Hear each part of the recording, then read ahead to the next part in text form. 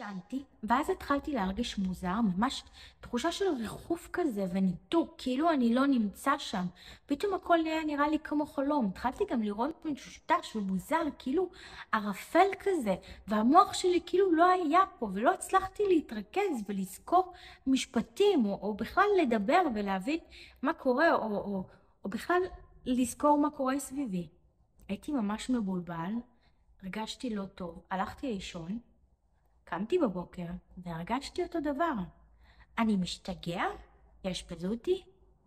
נדפקתי לכל החיים? זהו? אני עכשיו אצטרך להישאר ככה על נצח? לא. אין לכם מה לדאוג, אני הולכת לדבר על התופעה הזאת. למה היא נגרמת? למה היא קורית? מה בכלל גורם לה? תוך כמה זמן היא עוברת? איך היא עוברת? מה עושים? איך עושים? כמה? כל הפרטים, בואו נדבר על איך זה נקרא, אבל קודם כל בואו נעשה פתיח קצר ונתחיל.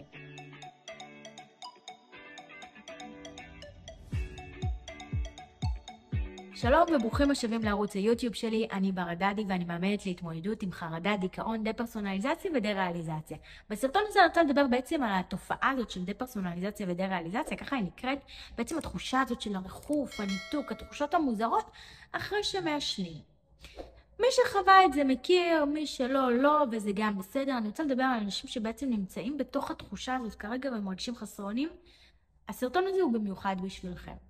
אז קודם כל, מה שקורה, זה יכול להיות בפעם הראשונה של העישון, או אפילו גם אתם מעשנים קבועים כל יום, ופתאום זה קורה לכם ואתם לא מבינים מה קורה. אז בואו נבין בכלל למה זה נגרם. זה יכול להיגרם בגלל כמות חומר מאוד גדולה, שבעצם יוצרת את התחושה של הסאטלה, שהחומר הזה הוא בעצם בכמות מאוד מאוד גבוהה. מה שיכול לגרום למערכות שלנו בגוף, להפעיל את המנגנון של הסכנה, כאילו אנחנו בסכנת חיים. המוח יכול לפעמים לפרש את זה כניסיון הרעלה, ולהפעיל את המנגנון הזה שיוצר חרדה.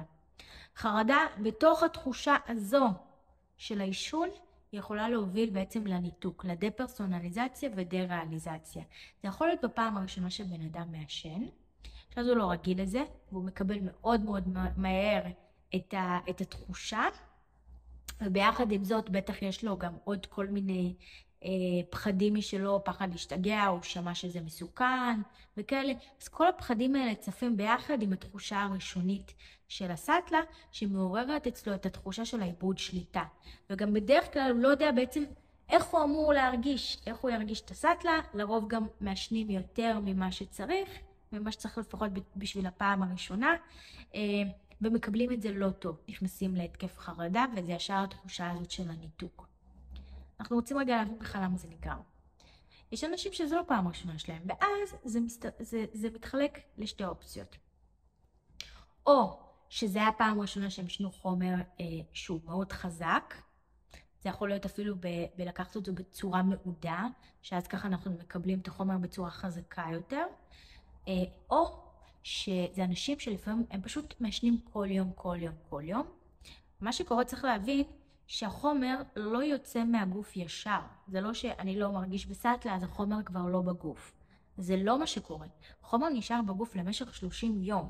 כך שאם ישנתי היום ואני ישן גם מחר, זאת אומרת שהחומר של המחר מצטרף כבר לחומר של היום. אוקיי, צריך להבין לפעמים מה שקורה. יש ממש אנשים שמעשנים כל יום, כל יום, כל יום. זה פשוט מצטבר, ואז זה יכול להתחיל לפתח את התחושות האלה, בעצם להכניס מפעם אחת שזה יהיה קצת יותר מדי כבר, להכניס את המוח שלנו למנגנון הישרדותי, להפעיל את ההתקף חרדה. לכן צריך גם להיזהר במינונים, צריך להיזהר בכלל בעישון. בכללי רק חשוב להבין, הסרטון הזה הוא לא לעודד, הוא ממש לא נועד לעודד אנשים לעשן, לגעת, זה לא בסדר, זה גם לא חוקי, אלא אם כן יש לכם אישור רפואי. וזה לא המטרה של הסרטון, לעודד. מדברת אך ורק על העניין של למה זה נגרם ומה אפשר לעשות. אם כבר לקחתם והרגשתם, מה עושים? עכשיו שהבנו שבעצם מה שקורה זה עומס של החומר, עומס מהחומר הממסטל שבעצם יוצר את ההשפעה על המוח שלנו, שהחומר הזה בעצם גורם למוח שלנו לפרש לא נכון את הסיטואציה, ויכול לבוא ולהגיד, אולי הורעלתי, משהו לא בסדר. הוא מפעיל את המנגנון של החרדה. חרדה משחררת מלא אדרנלין. אנחנו נתחיל להרגיש לא שקטים, לא רגועים. אני צריך לברוח, אני צריך לזוז, אני צריך זה. אנחנו נרגיש את המוח שלנו מתחיל להתערפל, והשיא של החרדה הוא בעצם התחושה של הניתוק, דה-פרסונליזציה ודה-ריאליזציה. עכשיו, גם אם אתם יודעים מהי חרדה וחוויתם חרדה לפני, החרדה הזו עשויה להיות אחרת, להיות שונה ולהיות הרבה יותר חזקה והרבה יותר עוצמתית, עוד פעם בגלל שהם מעורבים עוד כל מיני חומרים, אוקיי? עכשיו, מה שקורה הרבה פעמים, אנשים הולכים לישון בתוך התחושה הזאת, והם קמים, זה עוד לא לגמרי עובר. הגוף עוד לא נרגע, עוד לא באמת עשה ריסטארט, עוד לא באמת התאפס על עצמו. ואז מה שקורה, אנשים נכנסים ללחץ מזה, אוקיי? עוד לחץ, עוד חרדה, מוסיפים עוד חרדה, עוד חרדה, עוד פחד, עוד תחושה של ניתוק. ואז התחושה הזאת של הניתוק מתחילה לפתח פחדים נוספים. אז גם אולי השתגעתי, אוקיי? שזה הכי גרוע. אז הם נכנסים לפחד שאולי הם השתגעו. בן אדם בטוח שהוא משתגע, אולי יש לו בעיה נוירולוגית, הוא לקח חומר שעכשיו זהו, הרס לו את החיים, הרס לו את המוח, יאשפזו אותו, הוא מרגיש שהוא לא יכול גם לספר להורים שלו, כי אסור, מה הוא יעשה, או שהוא מספר להורים, עוד יותר גרוע, הם עוד יותר מלחיצים אותו, אתה כבר לא יודע מה היה עדיף להסתיר או להגיד. אז ככה, הדברים האלה מכניסים את הבן אדם עוד יותר לסטרס, עוד יותר לפחד. אני משערת לעצמי שאם הגעתם לסרטון הזה, אתם גם מהאנשים שנכנסו ללחץ, מרגישים את זה, ואתם בלחץ, אתם מפחדים. אני אשתגע, אני התקעתי וכל זה, אז קודם כל להרגיע אתכם. חברים, לא השתגעתם, חוויתם התקף חרדה, הכנסתם לגוף שלכם חומר בכמות מאוד מאוד גדולה, שהגוף שלכם לא יכל לעמוד בו. זה פתח אצלכם פחדים, אוקיי? שיצרו את ההתקף חרדה הזה. ההתקף חרדה הזה, חשבתם שאתם מאבדים שליטה, אף על פי שלא איבדתם שליטה, כן? לא עשיתם איזשהו משהו מטורלל. הכל בסדר, גם עשיתם דברים מצחיקים, אמרתם דברים מוזרים, נכנסתם להיסטריה, אמרתם, קחו אותי לבית חולים, אני רוצה ללכת... כן, כולם רוצים ללכת לבית חולים, כולם בטוחים שהם עומדים למות והם משתגעים. זה בסדר, אתם לא היחידים. הכל טוב, זה עובר. גם אני חוויתי את זה. גם אני הייתי בתוך התחושה הזאת. זה עובר.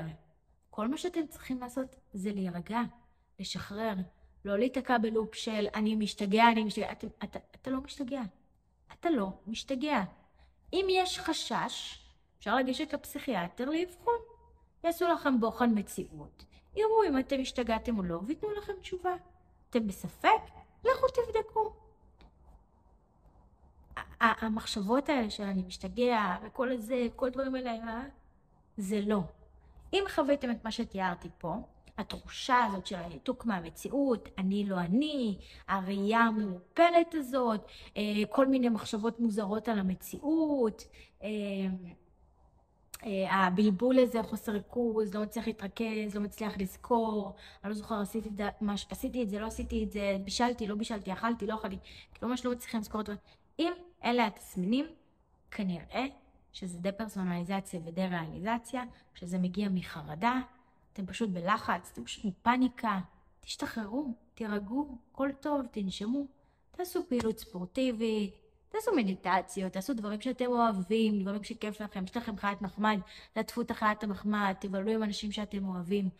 כשאתם אוכלים את עצמכם, המחשבות של עצמכם בתוך עצמכם, אתם רק יוצרים יותר חרדה, שתוביל אתכם יותר לתחושות האלה של הניתוק, תחושות המוזרות האלה.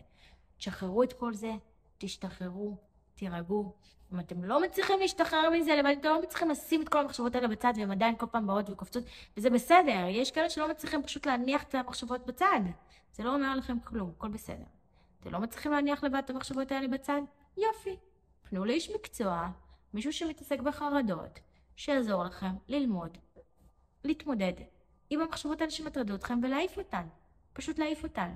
ואז תחזרו לחיים שלכם ותשתחררו.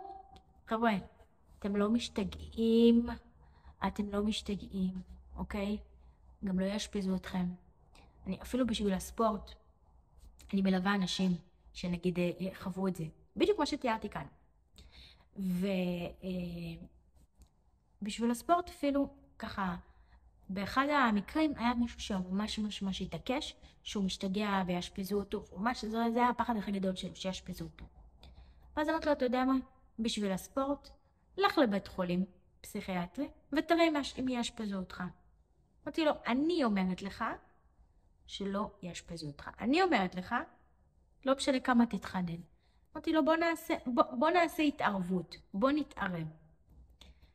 הוא ממש פחד לעשות את זה. ממש ממש ממש פחד לעשות את זה, בסופו של דבר הוא רק התקשר. הוא פחד, הוא אמר, אני אלך לשם, ישאירו אותי באשפוז בכפייה, והוא ממש חשש מזה. התפשרנו לזה שהוא רק התקשר, הוא באמת התקשר לבית חולים הפסיכיאטריים. והתעניין לגבי האשפוז.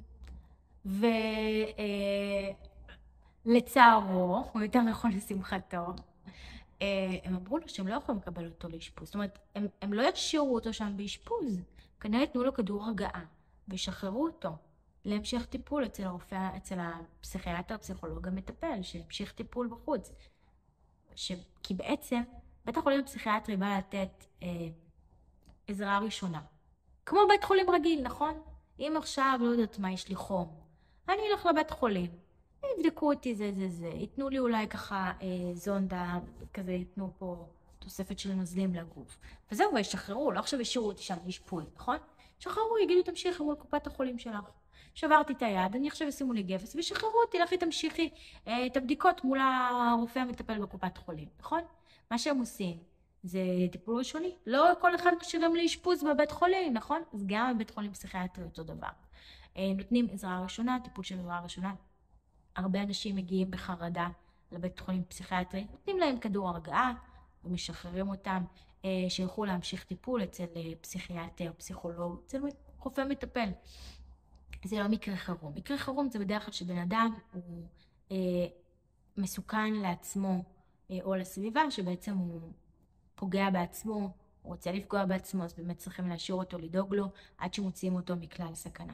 אבל בכלל, בכללי, על הפחד להשתגע בבית חולים פסיכיאטרי וכל זה, יש באמת סרטונים אחרים שלי. תדעו שאם הגעתם לסרטון הזה, יש פלייליסט אצלי בערוץ יוטיוב, הוא נקרא דפרסונליזציה דריאליזציה. התופעה הזאת של הניתוק, של הריחוף, שלא קורה איתי, וכל זה נקרא דפרסונליזציה דריאליזציה. אתם לא משתגעים, היא נגרמת כתוצאה מחרדה מאוד מאוד גבוהה, בגלל מה שחוויתם, המוח שלך אומר, סכנה, סכנה, סכנה. מאוד אפשרי לטפל בזה, זה גם באמת, הכל בסדר, אין לכם מה להילחץ, אני אומרת לכם באופן אישי, כמי שחוותה את זה, כמי שהייתה חוותה בדיוק אותו דבר, אני מתארת את זה, אני מקווה שזה ככה, אתם מבינים בדיוק, אני לא נכנסת לגמרי לפרטים, כי לא צריך. אבל באמת חוויתי את זה, ואני ליוויתי המון אנשים שחוו את זה בדיוק מאותן סיבות ומאותן דרכים. אפשר לצאת מזה, זה פתיר, זה ניתן לטיפול, זה לא מחלת נפש, זה לא שיגעון, זה לא זה, כלום.